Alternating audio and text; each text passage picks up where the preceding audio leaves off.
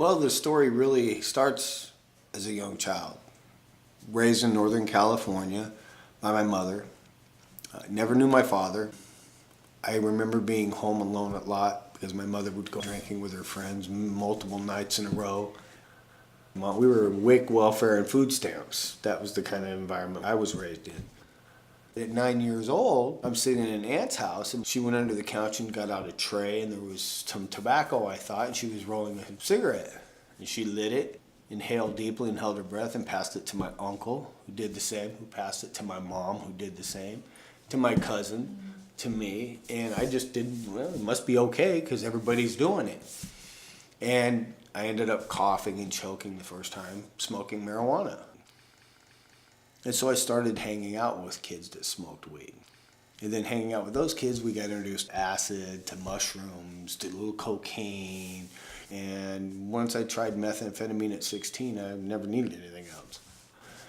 One night, we had planned to roll a drunk to get some money to get drugs. And in the course of the evening, I ended up stabbing a guy named Matthew Ellis and fatally wounding him.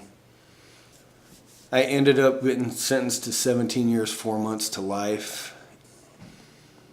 My first 9 years in prison, I did the same thing I've always did, drugs and criminal behavior, because it was my way of escaping the reality of maybe I'll never get out of this place. In 1993, my life began to change because I had found myself in an ad-seg unit, which is where they lock you up if you get in trouble, for methamphetamine. And here I am 9 years into a life sentence using the same substance that I used to kill Matthew. And my life was over.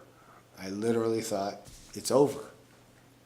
March 11th, 93, I found myself about 1:30 in the morning on my knees, snot, tears, just completely lost. And I just said, God, I can't live a decent life and continue to do the things I'm doing. Help me.